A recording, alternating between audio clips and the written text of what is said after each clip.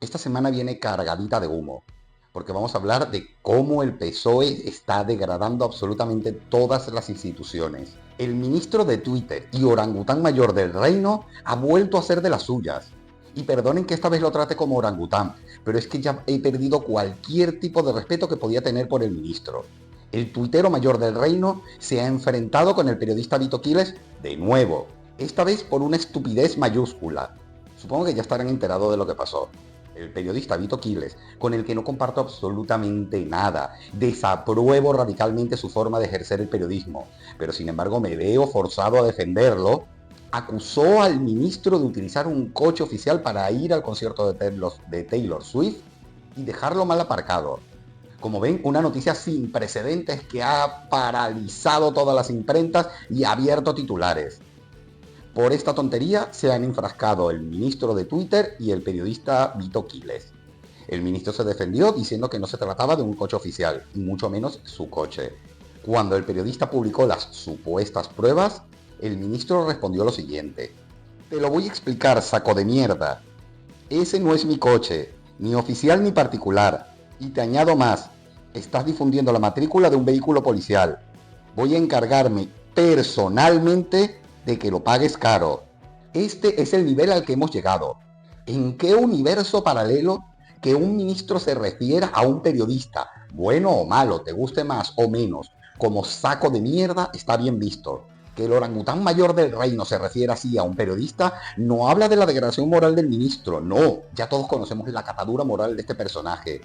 Lo que habla realmente mal es de Pedro Sánchez del PSOE y de todo su séquito de aduladores, que no han tardado en defender al ministro. ¿De verdad a ustedes les parece una conducta defendible? ¿Te parece normal que un ministro de España, que estamos hablando de un ministro, se refiera a un ciudadano como saco de mierda? Y ya no solamente los descalificativos, sino que además le amenace con poner toda la maquinaria judicial para castigarlo. El ministro le acusa de difundir una matrícula de un coche de policía, como si eso fuera delito. ¿Tenía alguna identificación el coche de policía? ¿Estaba identificado de alguna manera para que Vito Quiles o cualquier otro ciudadano pudiera saber que se trata de un vehículo de policía? ¿Hizo mención en algún momento el periodista que se trataba de un vehículo policial? Yo puedo entender la confusión, aunque eso no exime de responsabilidad al periodista por haber difundido esas imágenes. Él vio ese mismo coche en un acto en Extremadura y lo volvió a ver en el concierto, por lo que asumió que se trataba del coche del ministro. Un poquito de trabajo periodístico le habría hecho saber que no se trataba del vehículo del ministro, aunque muy probablemente se trate de un vehículo que acompaña a este a todos los lugares que va. Independientemente de si se trata de un vehículo policial o no, nos estamos desviando de lo verdaderamente importante. ¿En qué momento un ministro puede referirse así a un periodista y todo el séquito de aduladores del PSOE sale a defenderlo? Y no estoy hablando de los seguidores más acérrimos, ni estoy hablando de los ultras, estoy hablando de gente con preparación y formación académica, gente que yo sigo en redes sociales por las que tengo un respeto y admiración porque son grandes eruditos en otras materias. Y los veo defendiendo esta actitud del ministro. Tratan de compararlo como cuando Díaz Ayuso dijo, me gusta la fruta. ¿Os acordáis de ese momento? Pues para ellos es exactamente la misma situación. La catadura moral de todos los seguidores de Pedro Sánchez están llegando a niveles extremos, está llegando a niveles deplorables. Cada vez me dan más vergüenza y más lástima. Este ministro tenía que haber sido cesado inmediatamente, pero no por esto, sino por haber llamado drogadicto al presidente de otra nación. Y que se excusara diciendo, si hubiese sabido las repercusiones que iba a tener, pues no lo decía. ¿Cuál es el baremo para ser ministro? ¿Dónde pone Pedro Sánchez el nivel para saber que una persona, un militante, por muy comprometido que esté con la causa socialista, pueda llegar a ejercer ese cargo tan importante? De verdad, a los amigos socialistas que puedan llegar a ver este video, ¿de verdad les parece una actitud razonable la que está haciendo ese ministro? Insultar al presidente de una nación, ahora insultar a un periodista. ¿Dónde vamos a poner el límite de lo tolerable? ¿Dónde vamos a decir ya basta? ¿Hay algún punto? ¿O como se trata de los nuestros le vamos a permitir absolutamente lo que sea? Ahora voy a hablarle directamente al ministro. Voy a desahogarme porque esto me parece lamentable y vergonzoso. Oscar, no estás ahí por tus capacidades. No estás ahí por ser un gran político. Estás ahí para ser el payaso que necesita Pedro Sánchez. Estás ahí para llenar de cortinas de humo cada vez que a Pedro Sánchez se le ponga difícil la cosa. Eres el suplente de Ábalos.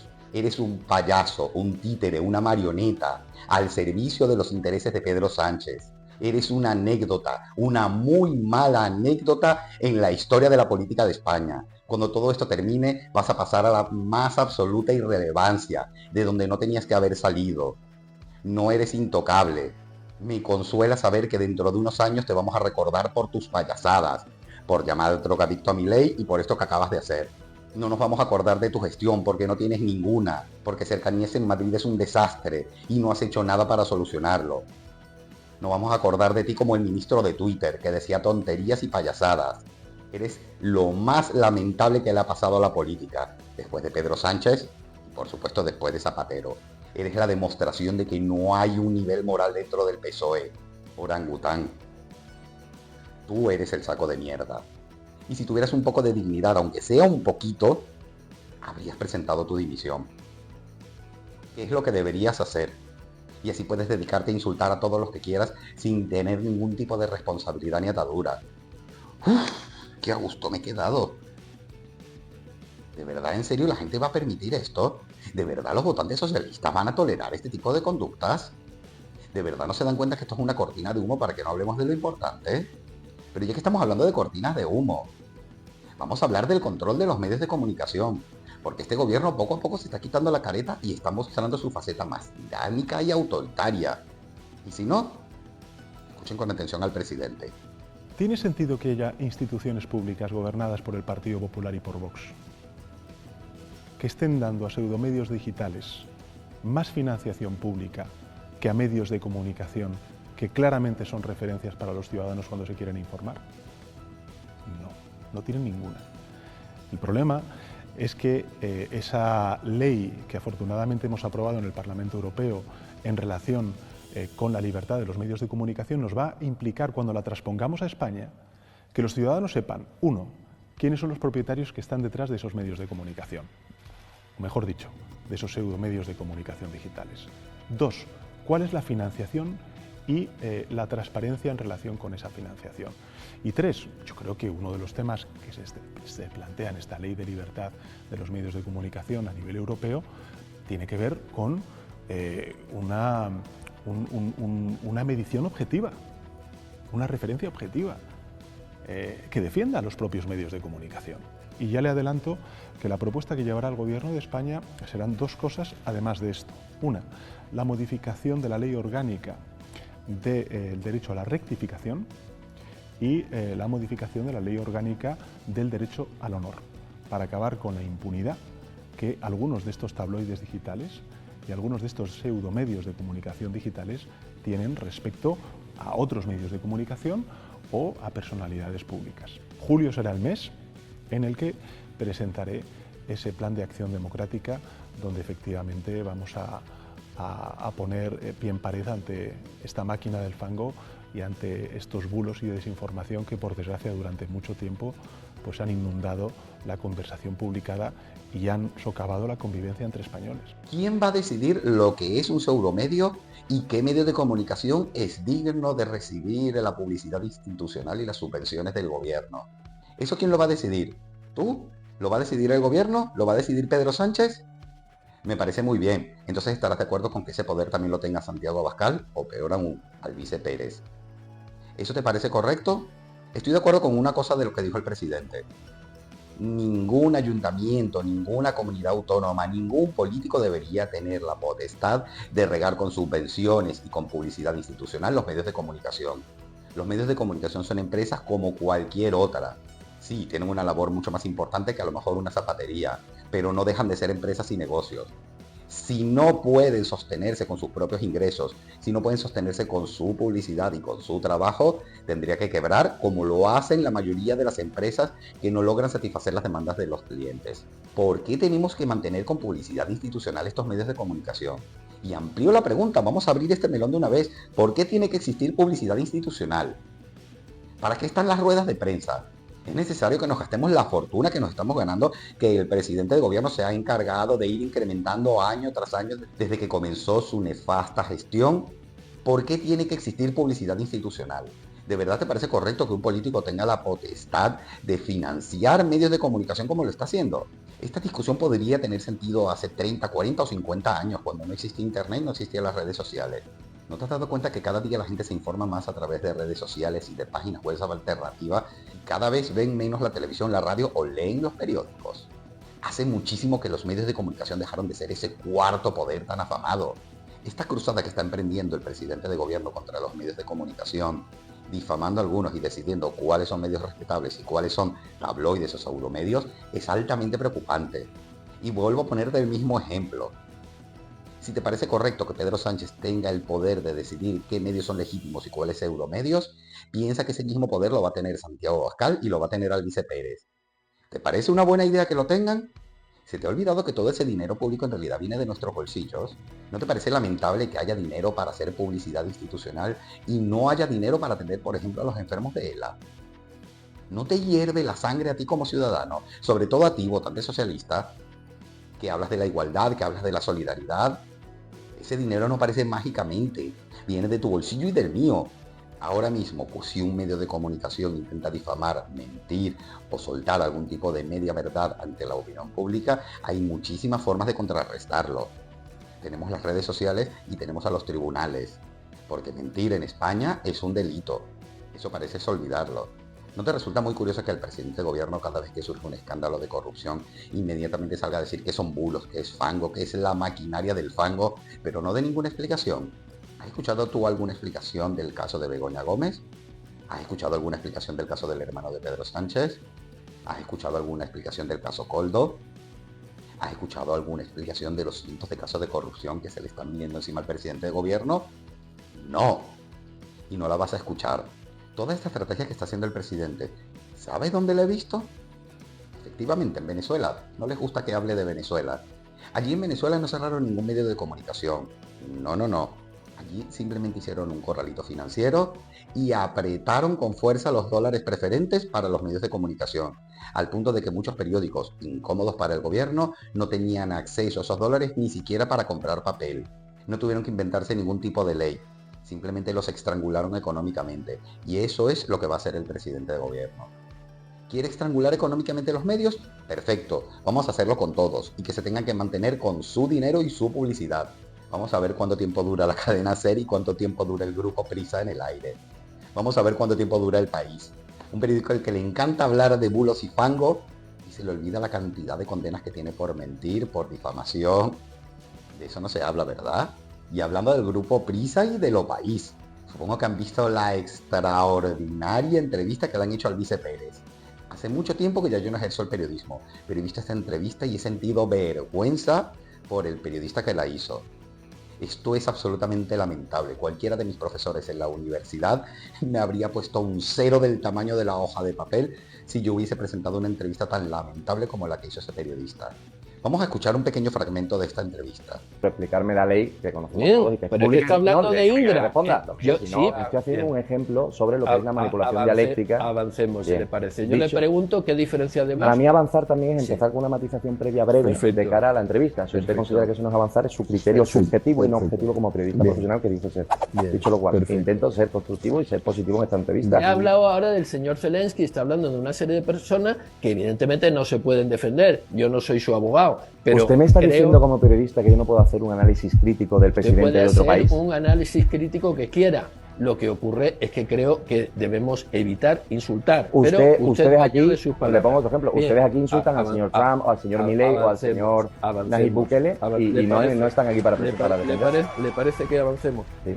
Pero por favor no me interrumpa, cada vez que respondo una pregunta avancemos. Si yo tengo el derecho a matizar mi respuesta. Por supuesto. Si por relaciones usted se refiere a relaciones laborales, obviamente yo no he tenido... No le he hablado de relaciones laborales. Pero es que su pregunta es de tan mala calidad, porque no matiza, que usted provoca que mi respuesta se ajuste a la generalidad de su pregunta. Pues nada, intentemos que las preguntas estén a la altura de la calidad no, de si su usted hace bien su trabajo, yo hago bien no mi se respuesta. preocupe. No me dice que avancemos.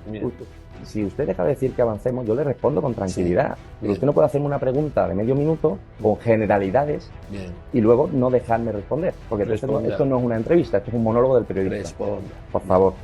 Bien. Con pruebas, no denuncian. Déjeme responder. Si usted me da un monolito, no, discúlpeme. Si usted me da un monolito de 5 minutos y luego no me deja responder más de 30 segundos, esta entrevista se acaba. Yo estoy haciendo una pregunta. Que le responda, es que si usted no me deja pero que yo no responder, estoy publicando una noticia. Yo lo que le estoy que ya me he enterado de lo que usted, que ya me he enterado de lo que usted me ha preguntado. Que haya transparencia. Lo que no puede usted pedirme es que yo no lo interrumpa en su pregunta y usted me interrumpa constantemente en mi respuesta. Es la cuarta vez en esta entrevista y evidentemente usted quiere una belicosidad No, controlada. yo no una belicosidad. Yo no voy a enfadarme. No, usted me interrumpa las cuentas, cuando usted me interrumpa yo me callo. Pues sí o no, nada más. Sí, caballero, si usted cree que va a ser maniqueo a la hora de exigirme una respuesta, yo no vengo aquí a decir si no, porque entonces me mandan un documento tipo test, y yo desde mi casa digo, esto sí, esta pregunta no, esta no sé. Yo le responderé lo que me dé la gana.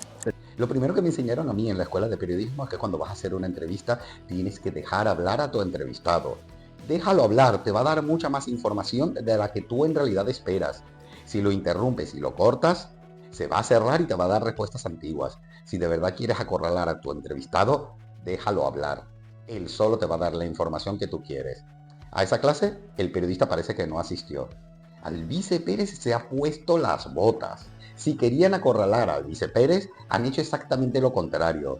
Le acaban de regalar una publicidad que muchísimos partidos novatos desearían y soñarían. Es absolutamente lamentable lo que ha hecho este periodista. Y más lamentable aún es que yo esté defendiendo al vice Pérez. Jamás pensé que me iba a ver en esa tesitura, pero de verdad lo que han hecho es absolutamente lamentable. Pero vamos a ponernos un poco conspiranoicos. Todo este boom que está teniendo el vice Pérez, ¿no te hace sospechar un poco que puede estar involucrada la mano del gobierno en esto? Esa fue exactamente la misma estrategia que hizo el PP para fragmentar aún más el voto de la izquierda, apoyando e instando el surgimiento de Podemos.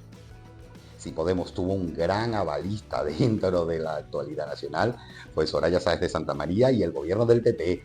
Al PP le interesaba muchísimo tener una tercera fuerza política que dividiera aún más el voto de la izquierda.